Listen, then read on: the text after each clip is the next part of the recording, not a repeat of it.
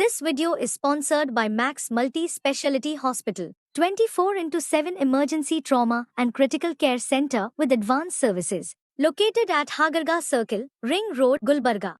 ಎಲ್ಲರಿಗೂ ನಮಸ್ಕಾರ. ಕೆಲವು ದಿನಗಳ ಹಿಂದೆ ಒಂದು ರಾಬರಿ ಪ್ರಕರಣ ದಾಖಲಾಗಿತ್ತು. ಇದು ಘಟನೆ ವರದಿಯಾಗಿದ್ದು ಬ್ರಹ್ಮಪುರ ಪೊಲೀಸ್ ಸ್ಟೇಷನಲ್ಲಿ. ಅದರಲ್ಲಿ ನಮ್ಮ ಏನು ಆರ್ಚಿಡ್ ಮಾಲ್ ಇದೆ, ಆರ್ಚಿಡ್ ಮಾಲ್ ಹಿಂದುಗಡೆ ಒಬ್ಬ ನಿಯರ್ಲಿ 60 ಇಯರ್ಸ್ ಅವರು ಬೈಕ್ ಮೇಲೆ ಹೋಗ್ತಾ ಇರಬೇಕಾದ್ರೆ ಅವರನ್ನು ಅಡ್ಡಗಟ್ಟಿ ಅವ್ರ ಮೇಲೆ ಮಾರಣಾಂತಿಕ ಹಲ್ಲೆ ಮಾಡಿ ಅವ್ರ ಕಾಲುಗಳ ಮೇಲೆ ಕಲ್ಲನ್ನು ಎತ್ತಿ ಹಾಕಿ ಅವರಲ್ಲಿರುವ ಮೊಬೈಲ್ ಮತ್ತು ಹಣ ದೋಚಿಕೊಂಡು ಹೋಗಿರೋರ ಬಗ್ಗೆ ದೂರನ ಬರುತ್ತೆ. ನಾವು ಪ್ರಾಥಮಿಕವಾಗಿ ಸ್ಥಳಕ್ಕೆ ಧಾವಿಸಿ ಸ್ಥಳವನ್ನು ಪರಿಶೀಲನೆ ಮಾಡಿದಾಗ ಕೆಲವು ಅನುಮಾನಗಳು ಬರುತ್ತೆ ಮತ್ತು ಈ ಪ್ರಕರಣವನ್ನು ಬ್ರಹ್ಮಪುರ ಇನ್ಸ್ಪೆಕ್ಟರ್ ಸೋಮಲಿಂಗ್ ಅವರು ಮತ್ತು ಅವರ ಸಿಬ್ಬಂದಿಯವರು ಗಂಭೀರವಾಗಿ ಪರಿಗಣಿಸಿ ವೈಜ್ಞಾನಿಕವಾಗಿ ಮತ್ತು ತಾಂತ್ರಿಕ ಸಾಕ್ಷ್ಯಗಳನ್ನು ಕಲೆ ಹಾಕ್ತಾರೆ ಮತ್ತು ನಮಗೆ ದೊರೆತ ಕೆಲವು ಟೆಕ್ನಿಕಲ್ ಲೀಡ್ಸ್ಗಳ ಮೇಲೆ ಆರೋಪಿಗಳನ್ನು ಬಂಧಿಸುವಲ್ಲಿ ಕೂಡ ಯಶಸ್ವಿಯಾಗ್ತಾರೆ. ಇದರಲ್ಲಿ ಪ್ರಾಥಮಿಕವಾಗಿ 3 ಜನ ಆರೋಪಿಗಳನ್ನು ಬಂಧಿಸ್ತಾರೆ. ಅವರ ಒಂದು ವಿಚಾರಣೆಗೆ ಒಳಪಡಿಸಿದಾಗ ಏನು ಇದು ಸುಲಿಗೆ ಪ್ರಕರಣ ಇತ್ತು, ಆ ಸುಲಿಗೆ ಪ್ರಕರಣಕ್ಕೆ ಒಂದು ಹೊಸ ತಿರುವು ಬರುತ್ತೆ. ಇದು ದರೋಡೆ ಮಾಡಲಿಕ್ಕೆ ಆಗಿರುವಂಥ ಪ್ರಕರಣ ಅಲ್ಲ ಮತ್ತು ಏನು ವೈಯಕ್ತಿಕವಾಗಿ ಒಂದು ಸುಪಾರಿ ರೀತಿಯಿಂದ ಹಲ್ಲೆ ಮಾಡಿರುವಂಥ, ಸುಪಾರಿ ಪಡೆದುಕೊಂಡು ಹಲ್ಲೆ ಮಾಡಿರುವಂಥ ಮಾಹಿತಿ ತನಿಖೆಯಿಂದ ಹೊರಬರುತ್ತೆ. ಇಲ್ಲಿವರೆಗೆ ಒಟ್ಟು 4 ಜನ ಆರೋಪಿಗಳನ್ನು ಬಂಧಿಸಲಾಗಿದೆ. ಅದರಲ್ಲಿ 3 ಜನ ಏನು ಯುವಕರಿದ್ದಾರೆ ಅದರಲ್ಲಿ ಬಂಧಿತರಾಗಿರುವಂಥವ್ರು ಮತ್ತು ಇವರಿಗೆ ಸುಪಾರಿ ಕೊಟ್ಟಿರುವಂಥದ್ದು ಯಾರು ವಿಕ್ಟಿಮ್ ಇದ್ದಾರೆ, ವಿಕ್ಟಿಮ್ ಅವರ ವೈಫನ್ನು ಕೂಡ ನಾವು ಬಂಧನ ಮಾಡಿದ್ವಿ. ಅವರು ಇವರಿಗೆ ಸುಪಾರಿ ಕೊಟ್ಟಿರ್ತಾರೆ. ಅದಕ್ಕೆ ಮೂಲ ಕಾರಣವನ್ನು ನಾವು ಕಲೆ ಹಾಕಿದಾಗ ಏನು ಇಂಜೂರ್ಡ್ ಇದ್ದಾರೆ, ವಿಕ್ಟಿಮ್ ಏನಿದ್ದಾರೆ ಅವರು ಅನೈತಿಕ ಸಂಬಂಧ ಇದೆ ಅನ್ನೋ ಒಂದು ರೀತಿಯಲ್ಲಿ ಇವರಿಗೆ ಅನುಮಾನ ಬಂದು ಅವರನ್ನು ಹೇಗಾದರೂ ಮಾಡಿ ಮನೆಯಲ್ಲೇ ಇಟ್ಕೋಬೇಕು ಅಂತ ಹೇಳಿ ಇವರಿಗೆ ಸುಪಾರಿ ಕೊಡ್ತಾರೆ. 5 lakh rupees ಸುಪಾರಿ ಮಾತಾಡಿರ್ತಾರೆ. ಅಡ್ವಾನ್ಸ್ ಆಗಿ 50,000 ದುಡ್ಡನ್ನು ನೀಡಿರ್ತಾರೆ ಮತ್ತು ಇವರಿಗೆ ಯಾವುದೇ ರೀತಿಯ ಪ್ರಾಣಕ್ಕೆ ಅಪಾಯ ಆಗಬಾರ್ದು, ಮನೇಲಿ ಇರುವ ರೀತಿ ಅವ್ರ ಕಾಲ ಮೇಲೆ ಗಾಯ ಮಾಡಿ ಅಂತ ಹೇಳಿರ್ತಾರೆ. ಅದೇ ಒಂದು ಹಿನ್ನೆಲೆಯಲ್ಲಿ 2 ಕಾಲುಗಳ ಮೇಲೆ ಕಲ್ಲನ್ನು ಎತ್ತಿ ಹಾಕಿ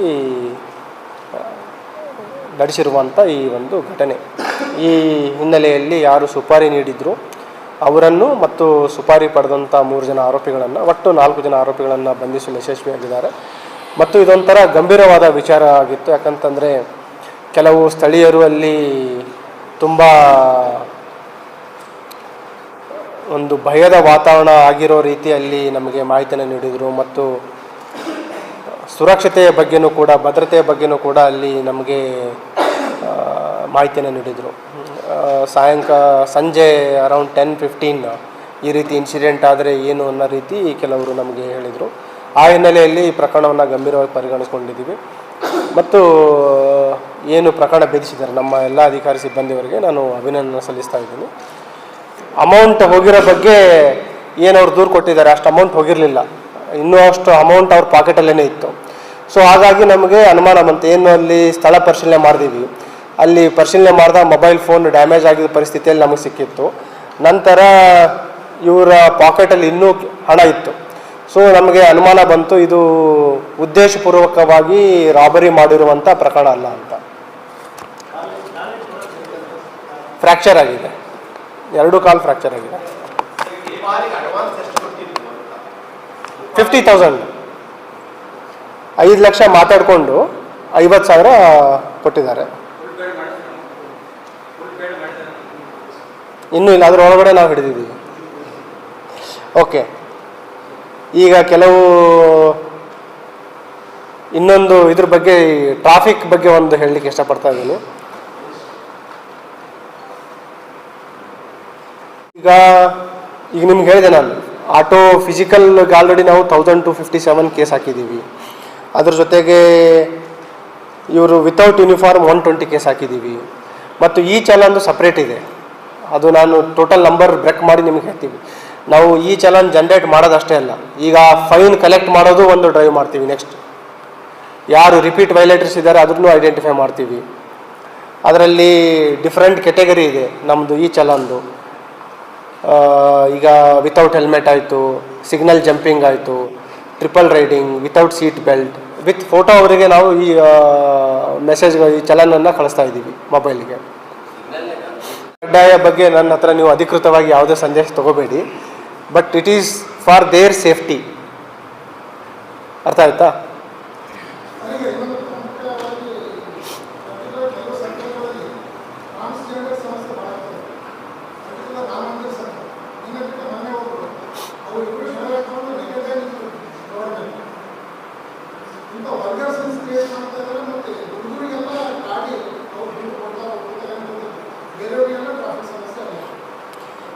ಈ ಡೆಸ್ಟಿಟ್ಯೂಟ್ಸು ಮತ್ತು ಟ್ರಾನ್ಸ್ಜೆಂಡರ್ಸ್ ಅದ್ರದ್ದು ಏನಿದೆ ಈಗ ಅಂದರೆ ಇಲ್ಲಿ ಡೆಸ್ಟಿಟ್ಯೂಟ್ಸ್ದು ಸಂಚಾರಕ್ಕೆ ತೊಂದರೆ ಆಗ್ತಾ ಇಲ್ಲ, ಬಟ್ ಸುಮಾರು ಜನ ಅಪಘಾತಗಳಲ್ಲಿ ರೋಡ್ ಕ್ರಾಸ್ ಮಾಡಬೇಕಾದ್ರೆ, ಭಿಕ್ಷೆ ಬಿಡಬೇಕಾದ್ರೆ ಆಕ್ಸಿಡೆಂಟ್ಸ್ ಆಗ್ತಾ ಇದೆ. We have lost many people also. ಹಾಗಾಗಿ ಒಂದು ರಿಹ್ಯಾಬಿಲಿಟೇಷನ್ ಪ್ಲ್ಯಾನ್ ಮಾಡಬೇಕಾಗುತ್ತೆ ನಾವು. ಸೊಲ್ಯೂಷನ್ ಅಂತಂದರೆ we have to have alternate rehabilitation plan. ಅವ್ರಿಗೆ ಅಲ್ಲಿಂದ ತರಿಸಿ ಬೇರೆ ಕಡೆ ಹೋಗ್ಬೇಕಾದ್ರೆ ರಿಹ್ಯಾಬಿಲಿಟೇಷನ್ ಪ್ಲ್ಯಾನ್ ಬೇಕೇ ಬೇಕಾಗುತ್ತೆ. We will talk to district administration. ಎರಡನೇದು, ಇವ್ರಲಿಂದ ಹರ್ಯಾಸ್ಮೆಂಟ್ ಆಗಿ ಯಾರ್ಲಿಂದ ಆದರೆ ದೂರು ಕೊಡಲಿ, ವಿಲ್ ಟೇಕ್ ಆ್ಯಕ್ಷನ್. ಅಲ್ಲ, ವಿ ನೀಡ್ ಪೊಲೀಸರಿಗೆ ಹರ್ಯಾಸ್ಮೆಂಟ್ಲಿಂದ complaint ತೊಗೊಳ್ಳೇಬೇಕಾಗುತ್ತೆ.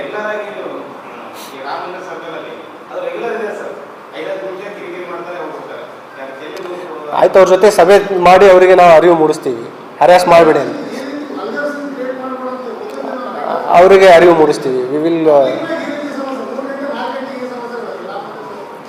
I understand. Okay, next.